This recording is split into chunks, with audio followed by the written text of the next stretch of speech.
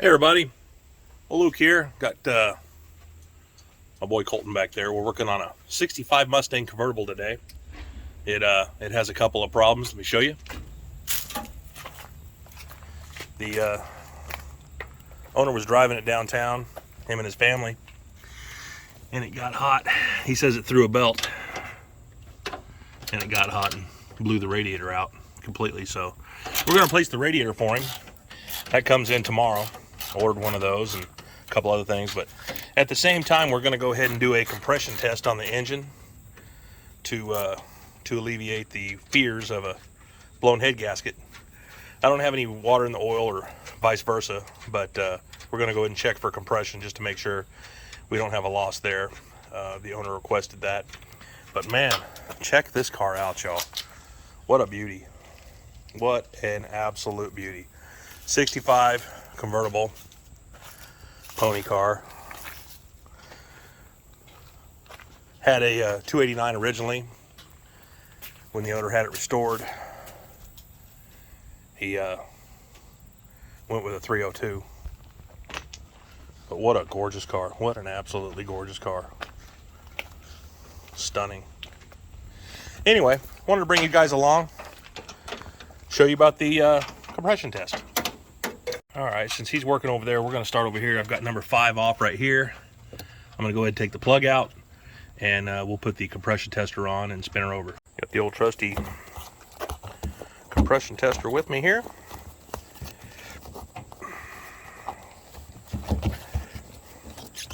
Get over here. I want to scratch this paint job up. All right, where's the other piece? Come on now, get out of the bag. Make a new one of these? Everything one-handed. Make a new one what? This. Oh, just take the whole thing out. We're gonna have that for parts anyway. We'll use his cap because I don't like the caps that come with these new radiators. We're gonna replace it, guys, with an aluminum radiator. Just take the whole thing out. The whole radiator with the hose. The hose is connected to this. Oh, is it? And this has fluid in it. Oh, okay. Well, take the hose off then. My bad. All right, I've got the hose in there. I've got the compression tester hooked up to number 5. Go ahead and spin it over, bub. All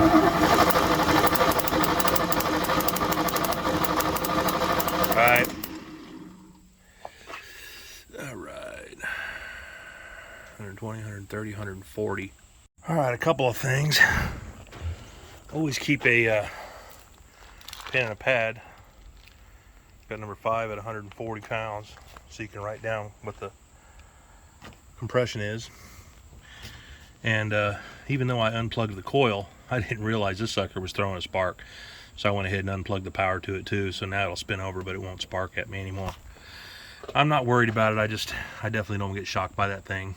For those of you who've been shocked by a coil before, you know exactly what I'm talking about, and it ain't nice. I'm gonna go ahead and put some anti-seize back on the plugs. They're actually they're burning pretty good. So this carburetor looks like it's adjusted properly. I noticed this choke was a little bit funky when I started it up, when I picked it up, but his plugs are burning okay. But man, these are dry going back in these heads. So they're not threading very nice, if you know what I mean. So I'm gonna put a little copper anti-seize lubricant just on the threads to make them go in and out, you know, easier for the next guy. All right, we're hooked up to number 6. Go ahead, son. All right. Right at 140 again. All right. Pressure gauge fart. And again, before we put number 6 back in, let's put a little do-dabble do you on those threads. Don't want to get anything on the electrode, but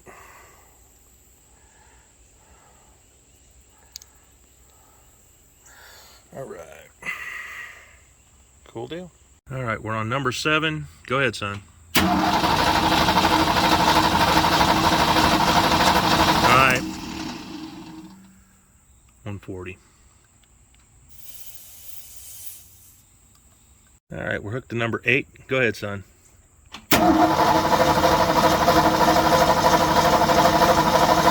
Alright.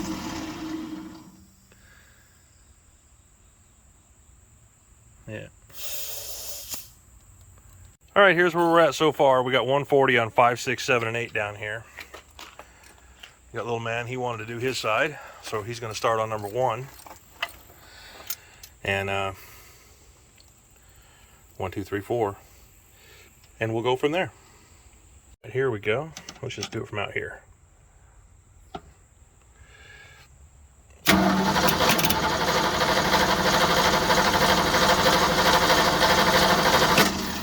Right under 140. Taking out number 2 plug. These little V8s in these cars, I can't even imagine a big block in here. I don't know how you change the plugs on, like if this thing had a 390 or a 428. You'd probably have to jack the engine up or burn a hole through the shock tower.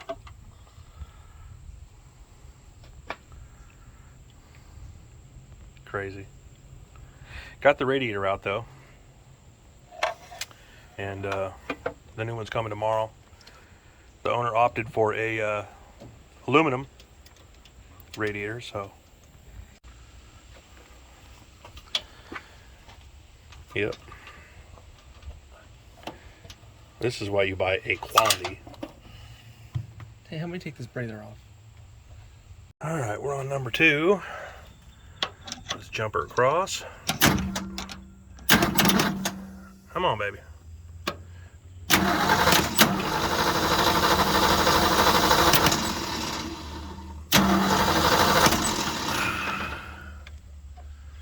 All right, 140. I got it. All right, here we go with number 7.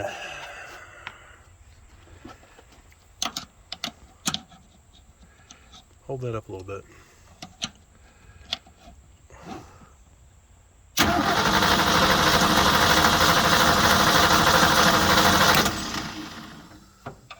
Yeah, I got it. It's like 130, 39, 140. Let's call it 140.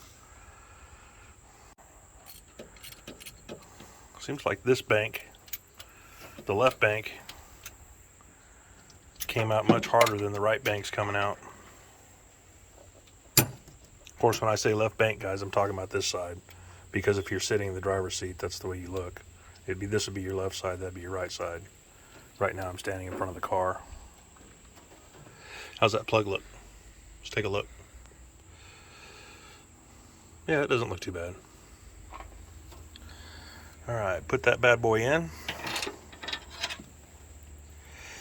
Now these compression testers, they come with both sizes. These are 5/8 plugs. You use a 5/8 socket to take these out, and of course the bigger plugs on the trucks and the big blocks and stuff like that. Many times it's a 13/16, and it also comes with that adapter if you need it. I bought this. This is a Mack set that I bought years ago off the Mack truck. I can't tell you how many years I've had this, but it's a Mack Tools C25 compression tester, and there's the other fitting I was telling you about. Comes with new O-rings and stuff. I've had this set for going on 20 years, and it's been a very good set. Are you ready? Mm-hmm. Let me get the key, ignition key. All right, here we go.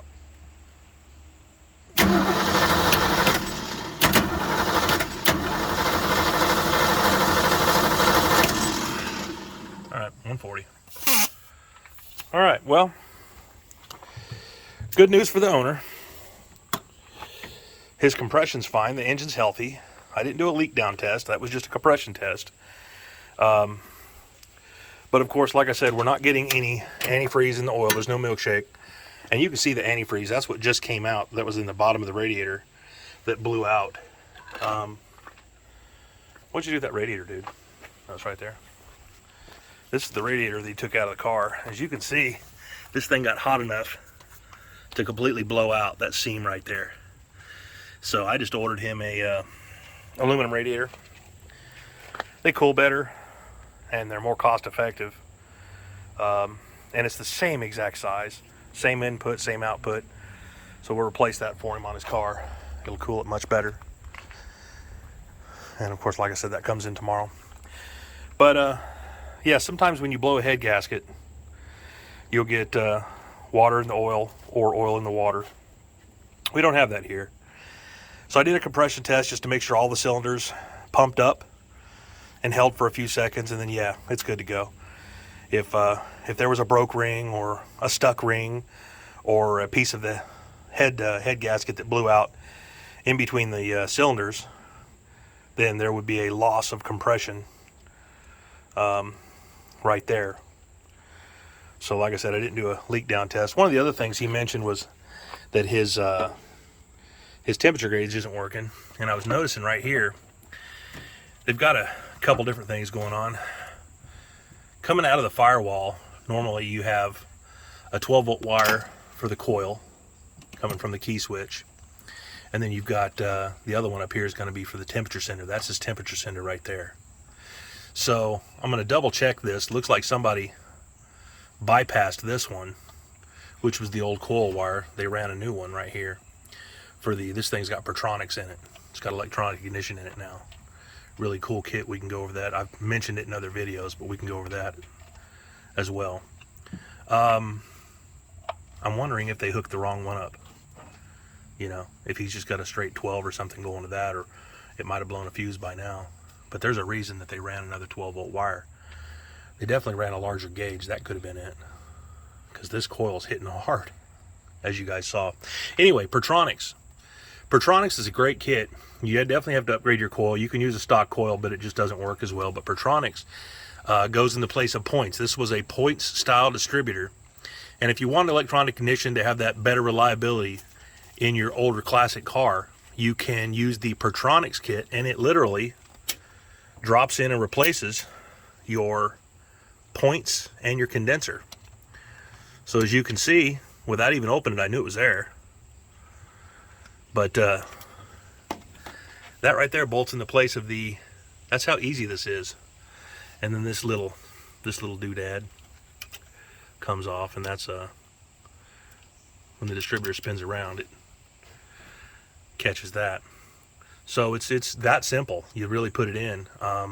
That with this coil, I mean, it takes about 20 minutes, a half an hour at the very most to install this little kit, and it's just the coil and the Pertronics deal, and you instantly have electronic ignition. It's a great little kit. I've used it on several of the vehicles that we've done, and that's without you don't have to pull the distributor or anything like that, or run any special wiring or anything really. The kit is it's got instructions to tell you how to do it, and you can get it I got mine from Summit Racing. Most times it's the best place for cost. And then of course always upgrade your coil, get you an MSD blaster or whatever coil, so you have a nice hot coil to go with that. If you're going to have electronic ignition, go ahead and do that for your classic car. So anyway, I've explained why we did a compression test. I mean, there's several reasons. If this were an older engine, then and I was having trouble with the engine, it was running rough or this, that, and the other thing, and I was worried about the rings, so to speak, I could do a compression test and see how well the rings on each piston are, what kind of compression each ring is giving me per cylinder, to see which ones are healthy, to see how healthy the motor is. This thing is 140 pounds on all 8. So this is a very healthy motor. He said it was rebuilt, so I believe it. I totally believe it now. But like I said, there are several reasons you can do a compression test. One's to check your ring health. Another one's to check your head gasket health. If you're worried about, you warped a head or anything else to where you're not getting the correct compression to your engine, to check your engine's health, you always start with a compression test. That's your baseline right there. Before you start replacing everything else, if you're having trouble with your engine, do a compression test. You don't have to spend all the money on the Mac kit. You can get a compression tester from Harbor Freight. They work just as fine. Just always make sure you have good O-rings on the tester itself, and make sure that you know what your timing order is, so you don't you don't get these wires and stuff out of line. We always put the wires back on, even though I know the firing order on a Ford. Good Lord, if I didn't. I'd be in trouble after working on as many as I have. But yeah, always start with a compression test, y'all. But we just wanted to bring you guys along on this beautiful Mustang. We're going to go ahead and... He's already put the plug back in it, didn't you? The number 8. We're going to do that. The owner will be very happy. And we're waiting on parts. Like I said, I'm going to go ahead and check his sending unit too. I'm going to see if it grounds out. And what I mean by that is I'm going to just take that and touch it to ground, which honestly it already is, and see if the gauge goes all the way up to hot, much like a fuel tank gauge. And then we'll see if maybe they got the wrong wire on there. But anyway, thanks for watching, guys. Old Luke and at Rusty Nuts Garage, working on the classics. Have a good one.